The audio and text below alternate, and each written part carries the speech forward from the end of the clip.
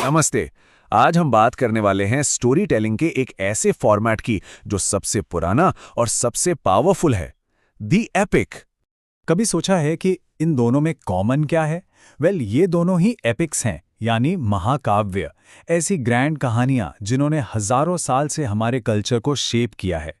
ठीक है, तो चलिए इसमें डाइव करते हैं। हम बेसिक से शुरू करेंगे, फिर मिलेंगे उस मास्टर से जिसने इस जानरा को डिफाइन किया। उसके बाद समझेंगे इसके की इंग्रेडिएंट्स, कंपेयर करेंगे इसके दो मेन फॉर्म्स को, और आखिर में देखेंगे कि ये आज भी इतना रेलेवेंट क्यों है। तो सबसे पहला सवाल, आखिर ये एपिक होता क्या है?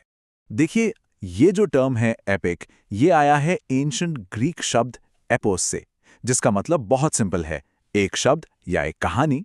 धीरे धीरे ये एक बहुत ही स्पेसिफिक, एक खास तरह की कहानी के लिए यूज होने लगा।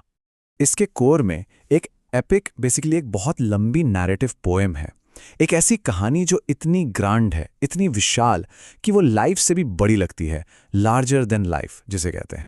तो इन कहानियों में होता क्या है?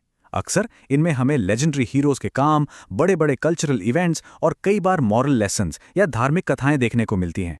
चलिए अब उस शख्स की तरफ बढ़ते हैं जिसने सिर्फ एपिक्स लिखे ही नहीं, बल्कि इस पूरे फॉर्म को आने वाले सभी लोगों के लिए एक तरह से परफेक्ट कर दिया। हम बात कर रहे हैं एंशिएंट ग्रीक पोएट होमर की। उन्हें इसका मास्टर माना जाता है। उनके दो जबरदस्त वर्क्स हैं, द इलियड और द ऑडिसी। ये ट्रोजन वॉर के बारे में है और एपिक फॉर्म के मतलब अल्टीमेट एग्जाम्पल्स माने जाते हैं। और उनका इन्फ्लुएंस कितना गहरा था, ये इससे साफ पता चलता है। होमर के काम ने एक ब्लूप्रिंट बना दिया था जिसे सदियों तक बड़े बड़े लिटरेरी जायंट्स ने फॉलो किया, रोम में वर्जिल से लेकर इंग्लैंड में जॉन मिल्टन तक। तो सवाल यह है कि ऐसी कौन सी खास चीजें हैं, कौन से इंग्रेडिएंट्स हैं जो किसी भी कहानी को एक एपिक बनाते हैं? इसका ना एक क्लियर फॉर्मूला है। पहला, एक हीरोइक जर्नी होनी चाहिए। दूसरा, एक थर्ड पर्सन नरेटर होगा जो कहानी सुनाएगा। तीसरा, कहानी का टाइम स्पैन बहुत लंबा होगा।